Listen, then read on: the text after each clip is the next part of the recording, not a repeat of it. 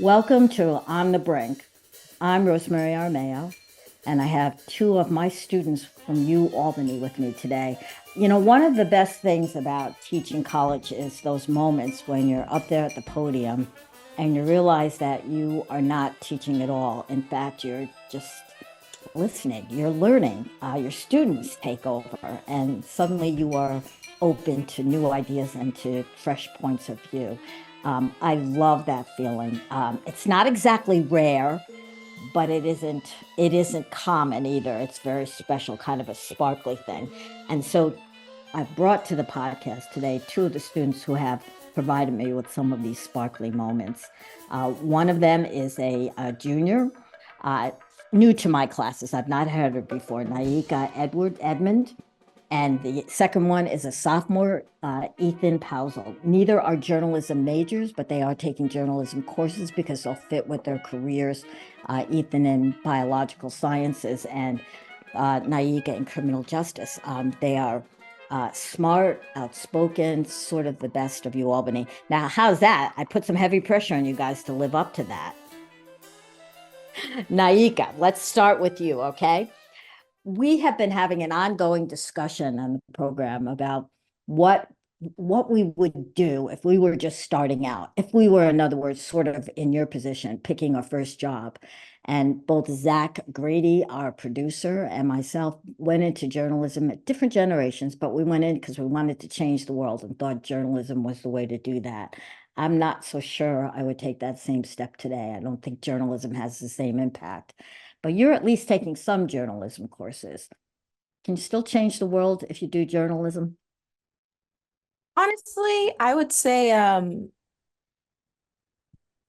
like I've learned so much from my journalism teachers, and I definitely do appreciate them, but I think that just the type of world we live in today, it's just like anybody can be a journalist. People just pick up their phones and they, just type messages on Facebook and they get a bunch of shares and get a bunch of likes, and most of it isn't even true.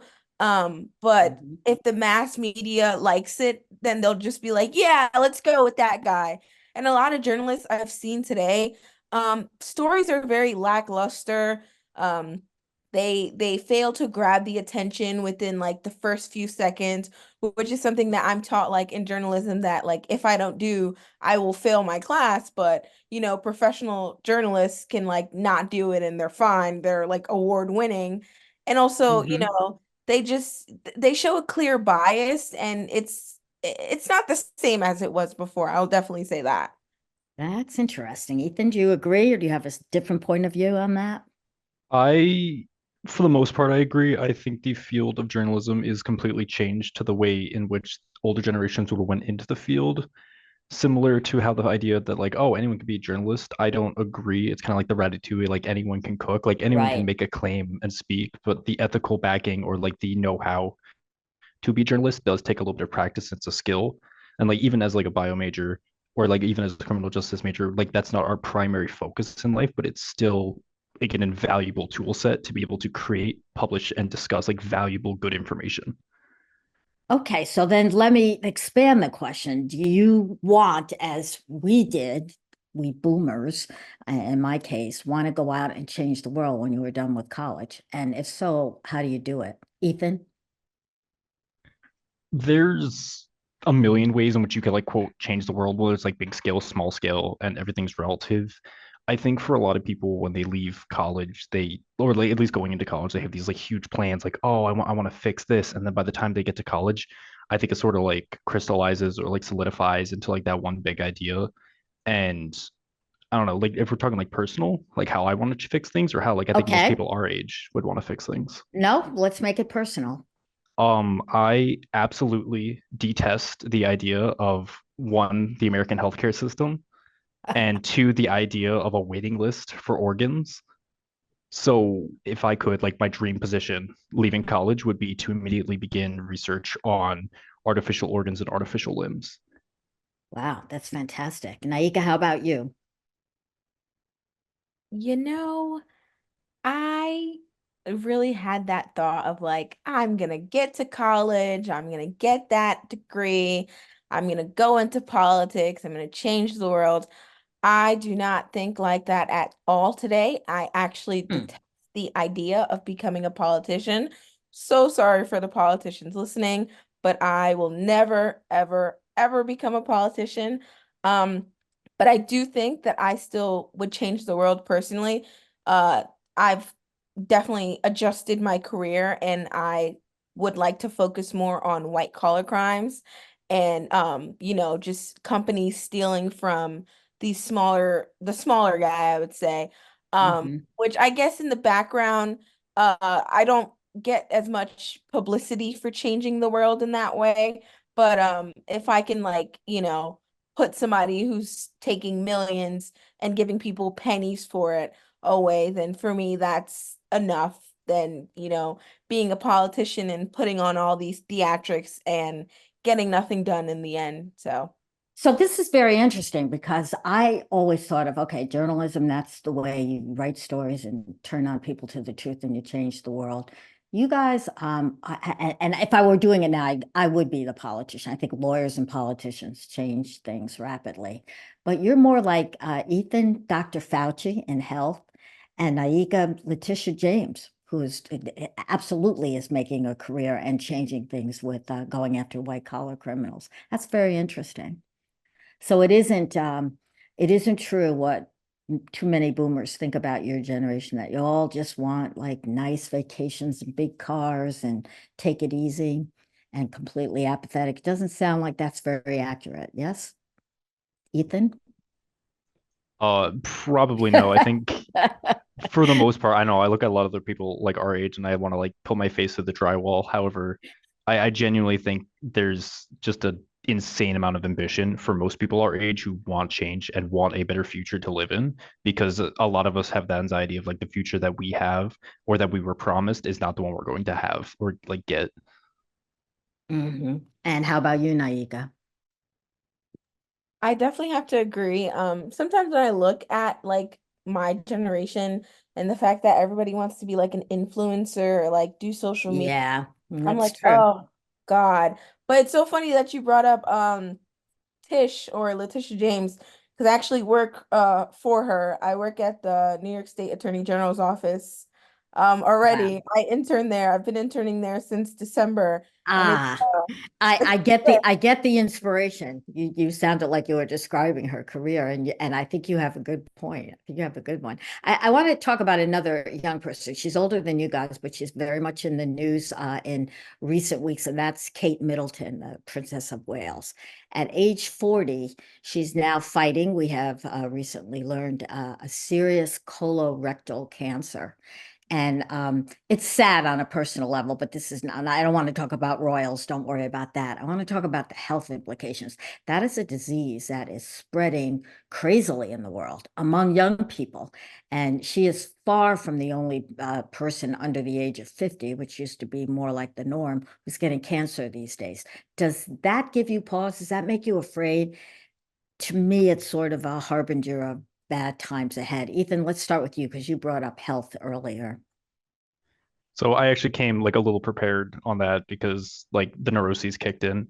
And so generally, because it You did happens. homework. Oh my goodness, I'm having that moment again. It's a miracle.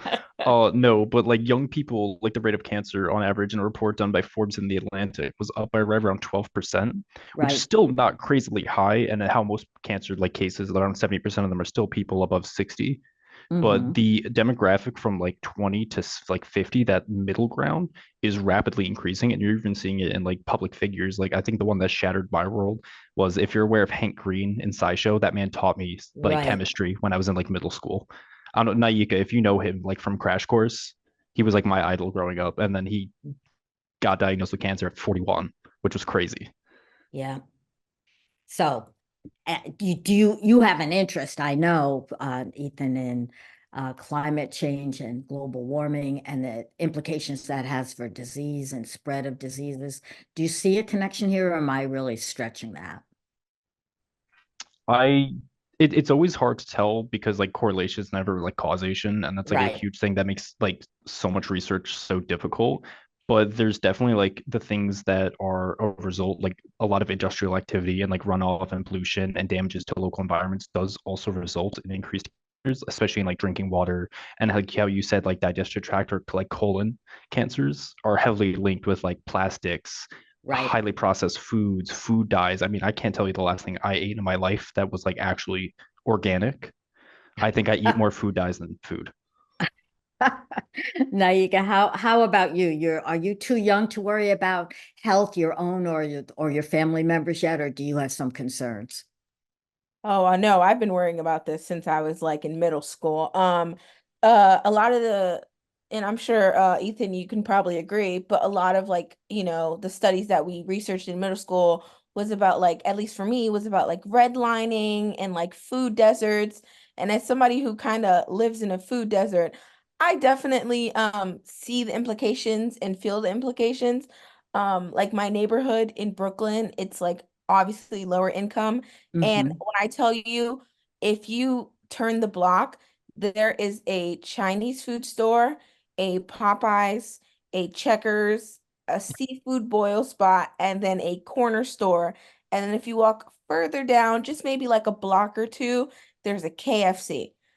Wow. Yeah, and there's like no grocery store. I think the closest grocery store is about like like two stops on the train, but even then it isn't like your Aldi's or your Trader Joe's. Those are more like in the city, like in Soho and like the Right. downtown district, that like all those places where, people who could, maybe what they think afford it is. So I've just been consuming like junk for a lot of my life. It wasn't until I came up here and then, I had to learn how to grocery shop. And I'm like, God, like there's so much fresh produce I can like choose from. So That's that it interesting. worries me for sure. And it worries me for like the people in my community because it's like it's still very prevalent in a lot of Black and brown lower income communities. You're right, and not just there. Lots of communities upstate too are like that as well, where there are the access is to junky food or fast food, and even if you can find the produce, carrots and cabbage cost way more than a hamburger. That's for sure. So you bring up a good point, and all of this is coming. These questions are coming just very soon after COVID sent us all into shelters for 2 years. Do you also worry? Do you have concerns about another pandemic spreading? Is that something that hovers over your young lives, Ethan? I think of like the next like incoming pandemic. 'Cause obviously, COVID did not go away. People are like, "Oh yeah, it was like 4 years ago." No, it's still prevalent. Yeah, Don't yeah. please do not ignore that. Please, for the love of God, the HWO is begging you. Good Um, point. Very good so point. well, that's like the funniest thing is like it's like oh 2024, it's like a repeat of 2020 with like everything.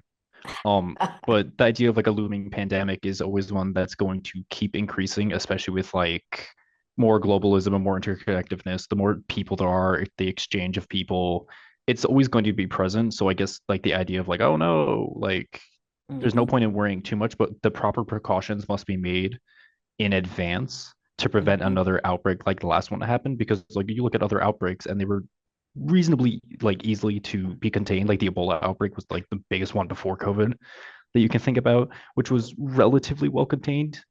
And Mhm. then you look at other ones where like COVID was a huge blowout where it basically spread in a matter of like what 4 months. I think it was from like Right. December up until February was like a massive like breeding pool for it. Yep. Yep. So the idea of like a pandemic, I guess, does still loom over my head because we're not even out of this first one. And then there's always like those theories of like, oh, it could always come back in a new resurgence. Yep. And how about you, Naika? Are you wearing a mask or sanitizing your hands more than you used to? Is pandemic something that's still foremost in your mind after what you went through? I've always been like a bit of a germaphobe. So when the pandemic came around, I was like, thank the Lord I can like trust that other people will wash their hands correctly. But ever since the pandemic, I'm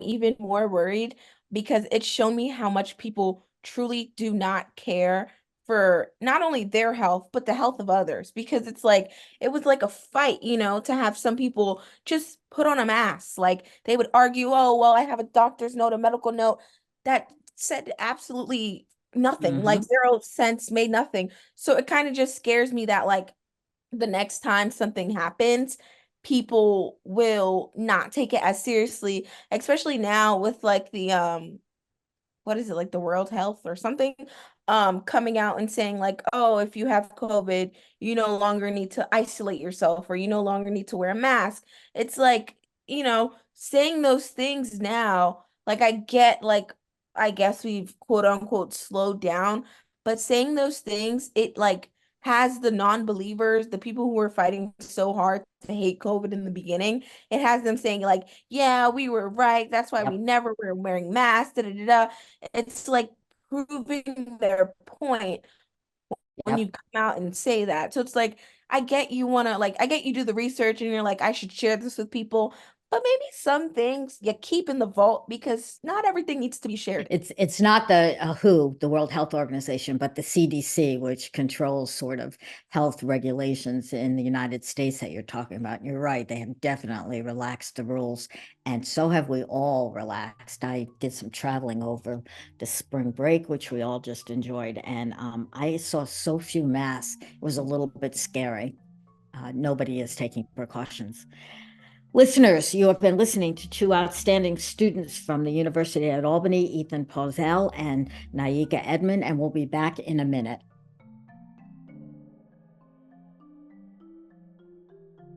Hi, this is Rosemary. Thanks as always for listening to an Armao on the Brink. We're giving you a break. That's because I took a break over the Easter holidays. I went to see my granddaughter and friends in New York, and we just decided to pause. We'll be back with a new episode, new material, terrific speakers on April 17th. Please stay tuned. Hudson Mohawk Magazine is running weekly segments of my podcast and Armao on the Brink. You can hear it on WOOC 105.3 FM on Wednesdays. The magazine is a volunteer-produced local news hour. It provides sanctuary for the discussion of topics that affect our community, and On the Brink, we like to think, adds to that discussion. You also can listen to an Armao on the Brink in full, and that runs on all your favorite podcast platforms: Apple, YouTube, Google, Spotify. Think of another one. We're there too. And we need you to like us, to rate us. Please subscribe to us. That does not cost money. It does help us, however, to persuade more sponsors to join us. And with money from them, we can do more and better shows for you. So please get on that. Thank you.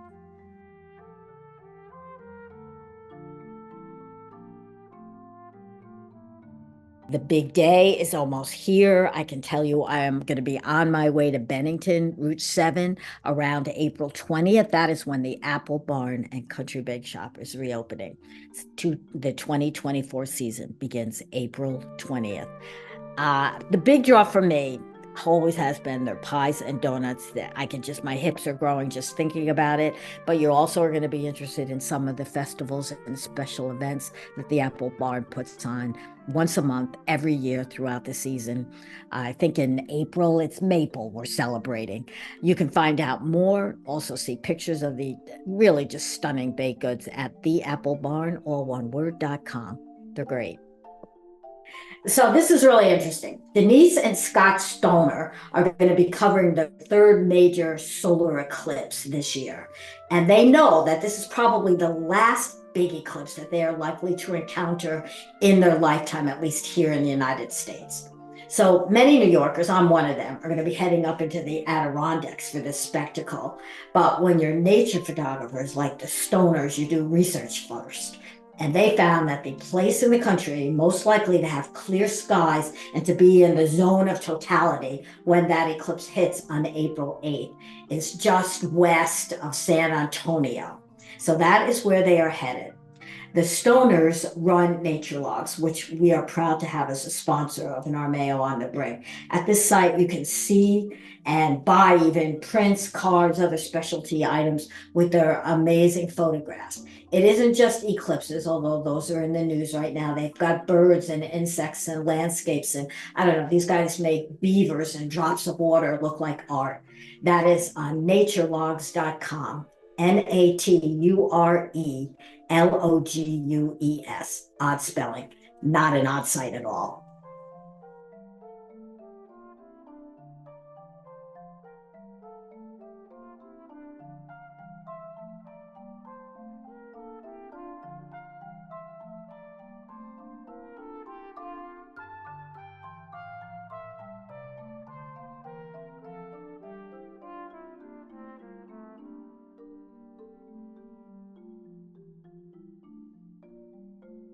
Listeners, we are back on the brink with two outstanding students from the University at Albany, Naika Edmond and Ethan Pausel. We've been talking about disease. We've been talking about scary things in the future, and the mood's not going to lighten, I think, as we continue. I want to ask my students now about the Supreme Court, which is really, I think, going to change the look of colleges in this country. In the past year, they pretty much dumped affirmative action as a method for deciding who can or should be admitted to colleges. Uh, that's a sea change. That's very different from the way schools have made some decisions over the past 50 years. And UAlbany is it's one of its biggest strengths, I think. It's very diverse, very interesting mix of class and race and gender. And do you see UAlbany and other schools changing because of the Supreme Court? Start with Naika. I would definitely say not really, at least not in the north, I would say, but in the south, I think it's a lot more prevalent, and that's because of like the demographic of people who live there. They're all for what the Supreme Court wants to change, and in, the north, it's like a little more like we're very hesitant and, we want to fight back because I feel like a lot of people up here and a lot of universities up here, like, you know, their main mission is like, we want to protect the people up here. And a lot of us have the same ideals. So we do push back. And once the university hears our pushback, then they're like, okay, well, we can't do anything about it. But in the South, a lot of them agree with these rules most of the time. So that's why the university is like quick to change their policies. Mm-hmm. Okay. Ethan, how do you see this? Affirmative action being changed on like a national scale is kind of like a concerning thought because I don't think it's going to be like Nika said, I don't think it's going to be a widespread change. I think it's going to affect communities and students the strongest in the areas that need affirmative action the most. I don't think students who are typically working in, especially in like areas in New York where you have like the SUNY system that is built in place to protect a lot of the New York students so they can basically travel between any SUNY schools and have the ability to have more freedom of choice in their, higher education and what they can do with their education.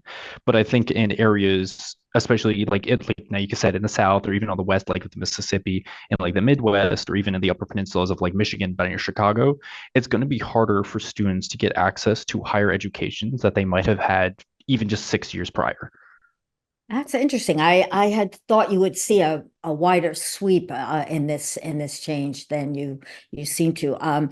The top flight schools, the Ivy Leagues, the Harvards and Cornells of the world, they have relied on affirmative action. Their classes have gotten much more mixed since affirmative action went into place than it used to be.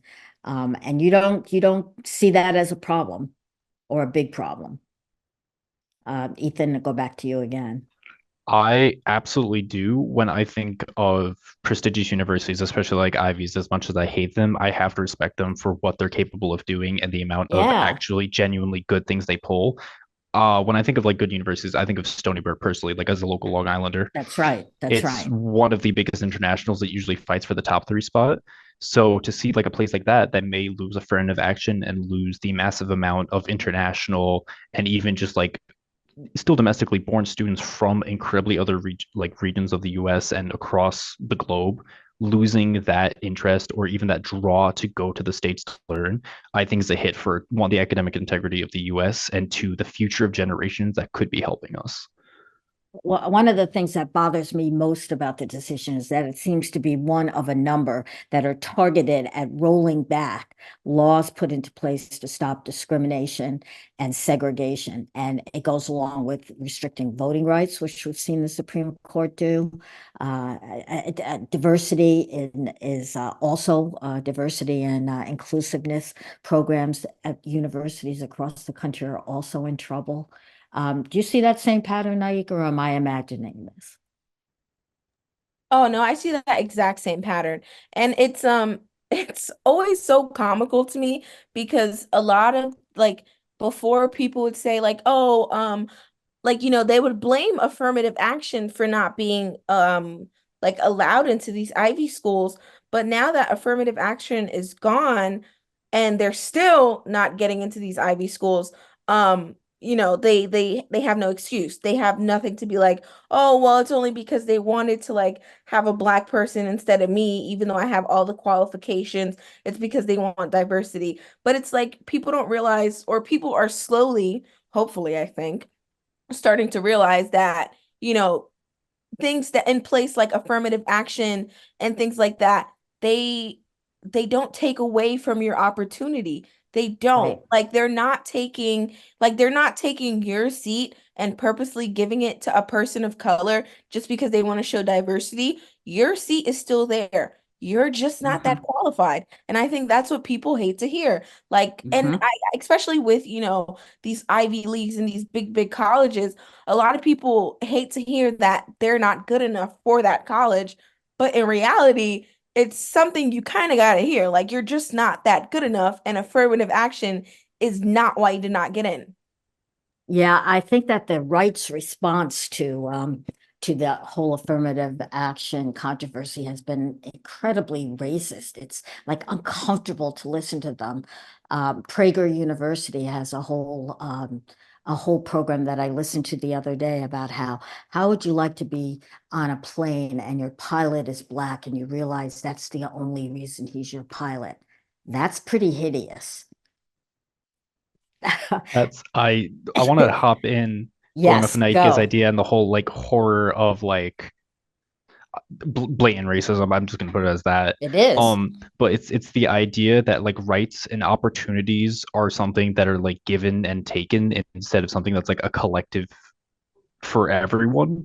So Mhm. like the idea, like something you always hear is like, oh, like we can't give like or like marriage rights or like access to educational rights to people through these programs like affirmative action because it's going to hinder my rights as a student, which I find very interesting because it's no longer like an umbrella of, oh, everyone has more access to education. Now it's by opening the umbrella wider, I have less of an ability to be in it, or the more people that get under the umbrella, Right. now I'm left in the rain. And I think it's a very scary thought that can people can like get in their heads. Yeah, And it's totally a so win and concerning. yeah, win-loss thing here. If you get something, I lose something. That's and it brings out all the worst feelings. I don't know. Nike, have you been following the debate? It's in California and now in New York, where state commissions are looking at the possibilities of reparations. Now, this goes back, of course, to the Civil War. Is it time to pay up and compensate for the horrors of slavery? Do you think that would make a difference? I have found the debates coming now interesting in light of the Supreme Court actions, which seem to have rolled us back. What do you think? Um, would it make a difference? Yes and no. Do I think they should do it even if it doesn't make a difference? Absolutely. Promise 40 acres and a mule. I want my mule and I want my 40 acres immediately. And if we can't do 40 acres and a mule, then I want that cash that would have been 40 acres and a mule in today's dollar, not in 19 whatever's dollar, in today's dollar. But the 1865, say, yeah. there you go. The reason why I say like it's not going to make a difference is because, you know, people are still going to hate it. Like, these right-wing extremists come out and they're like, oh my God, like we have to pay for slavery. Didn't we apologize? Isn't that enough? And it's so crazy because like you go to somewhere like, Germany, and then like you'll learn about like the Holocaust, and they like till this day will do anything to, help Mhm. victims of the Holocaust who, again, were not born during the Holocaust, probably have like 10 grandpas, before the Mhm. Holocaust started, but they'll still try to do anything to repair that damage. Like they won't just say, we said we're sorry, we built a museum. Like, what more do you want from us? They've built museums, they've educated people. They literally have like so many books and articles, but here we are banning books on slavery, banning talks about slavery. And dear God, if we talk about reparations, I think people might outright have a heart attack and die. Like they hate the idea. Like they foam at the mouth of it. But me personally, again, I would like my 40 acres and mule, and every single person in my family would also like their 40 acres and mule. Thank Okay, listeners, you see what I mean about sitting back and listening to the students. They do have a point of view.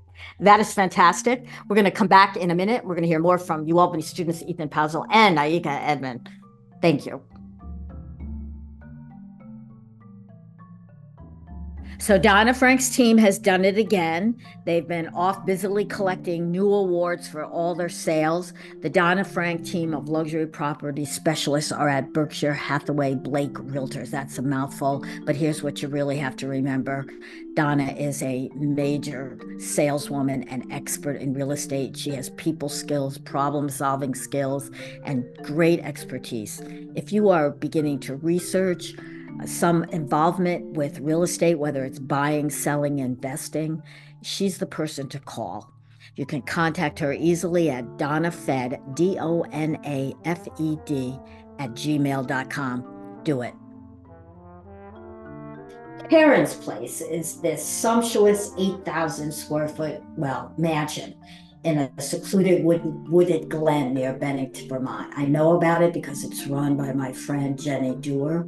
She has built a glorious retreat out of a house her parents built. And what she has not accomplished inside that building with the decorations and furnishings, spring is supplying outside it with all these budding trees and just dazzling flower beds. I'm so jealous. And I'm telling you all this because if you have a family reunion coming up, a wedding, a company conference, any kind of special event with a crowd, you need to consider Karen's Place.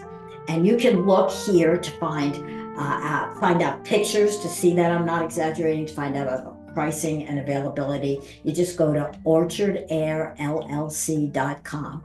ORCHARDAIRLLC, all one word.com. Check it out. And our Mayo on the Brink is brought to you in part by Pine Valley Press, a music publishing outfit out of Williamstown, Massachusetts.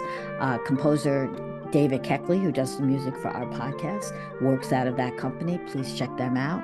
And by Peacock Pottery, an engineer who has turned artist, does the work for this. You can see them online at peacockpottery.com, and it is worth looking at.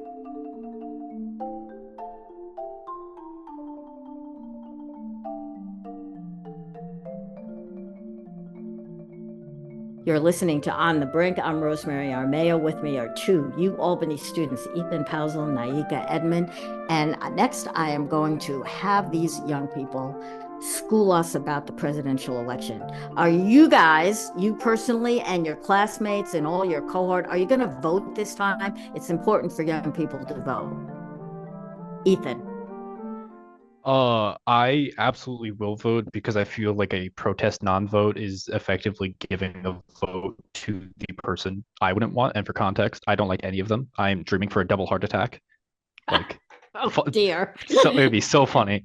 No, but seriously though, No. absolutely. We'll get reaction to that kind of heartless thinking there. I absolutely think, especially for young people, because for at least our age demographic in the undergrad situation, it really is like the first election, at least on the federal level, that we will be able to vote since turning like 18, and those who are closer to like 20, like myself, and like 21s and 22s.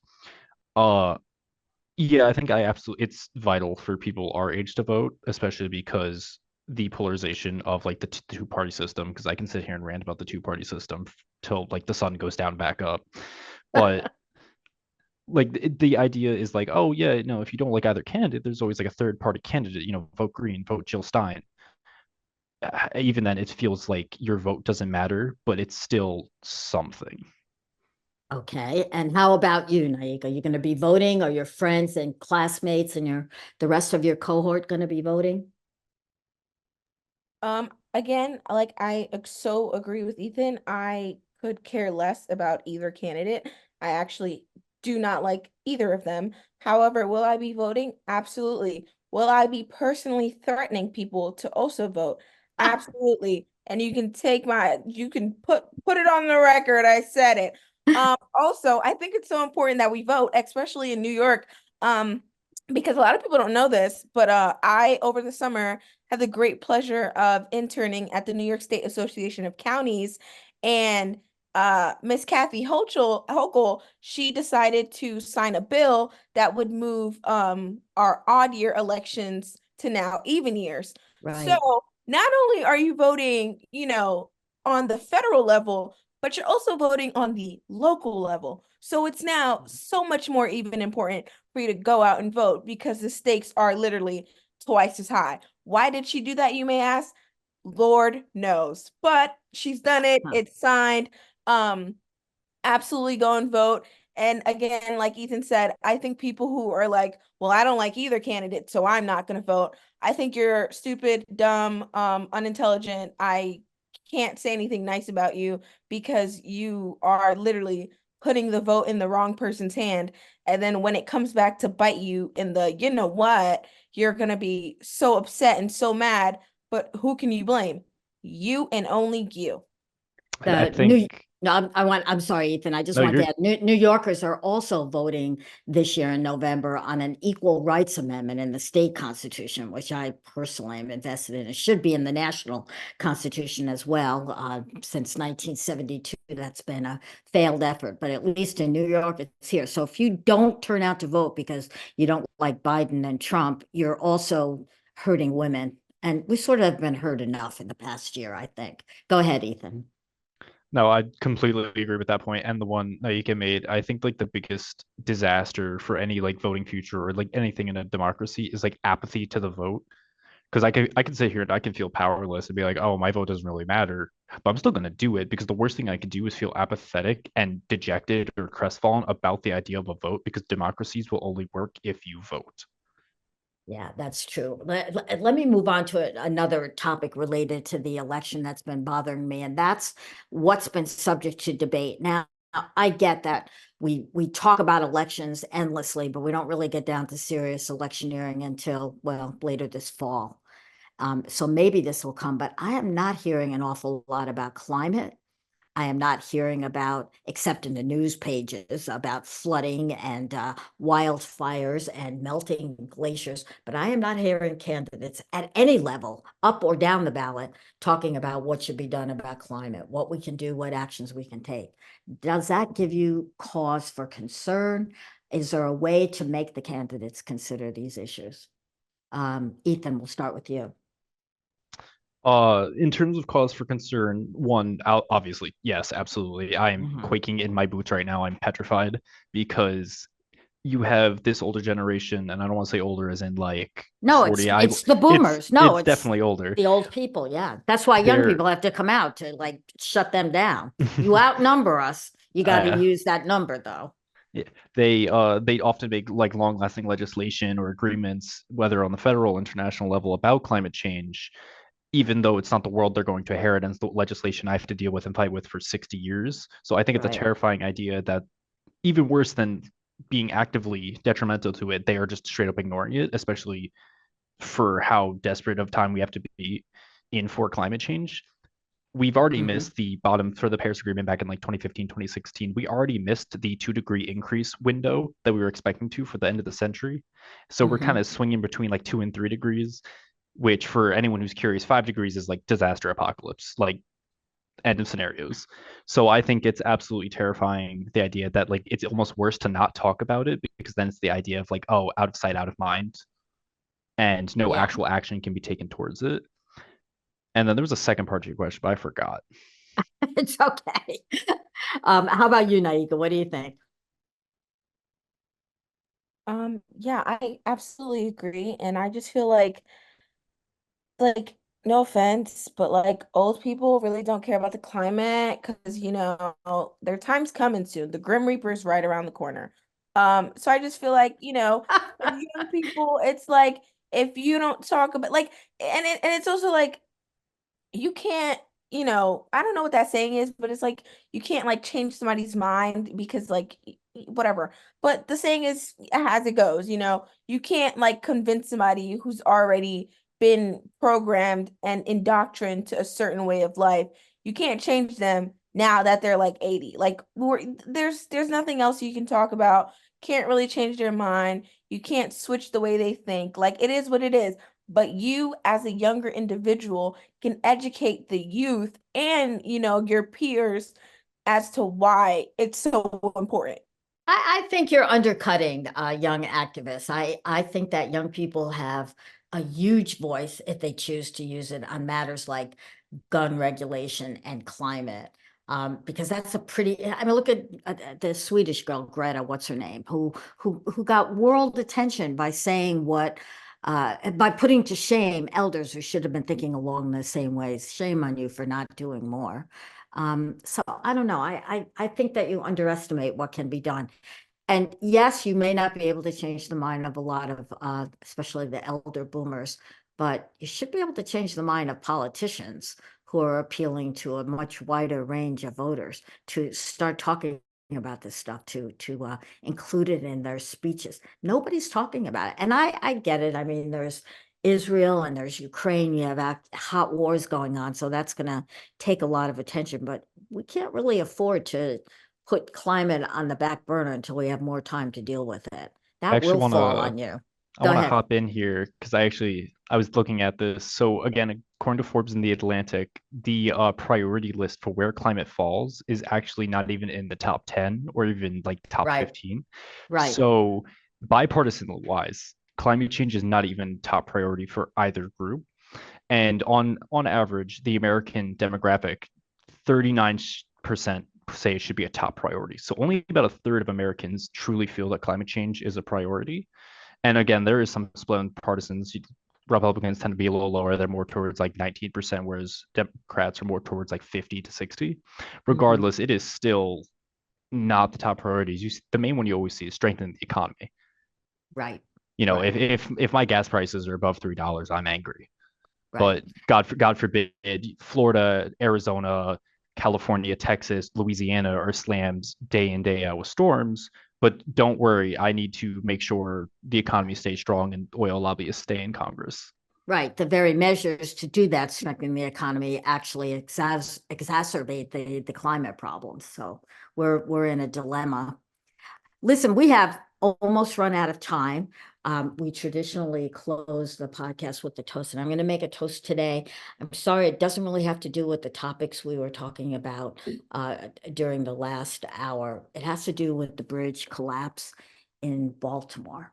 And 6 men at least, maybe more, we don't really know for sure at the time we're taping this, died. They were all immigrants. And this toast is to real immigrants, not the people that Donald Trump and his maggots talk about, who they are not rapists, they are not drug lords, they are not criminals in any sense. They are hardworking family men who are trying to do jobs to earn money in a bad economy, difficult economy, jobs that we don't want, nighttime construction, fixing potholes on a bridge over the Patapsco River in Baltimore. And they were caught by this freak accident, as it looks like it may have been a giant ship rammed into the bridge. It collapsed in seconds. Many of them spent those last few minutes when they saw their doom coming, trying to save and help others. This is the real story about immigrants, not not those people that the right wingers spend all their time trying to search out who have done any kind of little misdeed just that they can scream about and call attention to. This is the real story. They are more often heroic than criminal, and we appreciate immigrants. We need them in this country. So a toast to them. Thank you very much for doing this, guys. I appreciate it. See you in school tomorrow.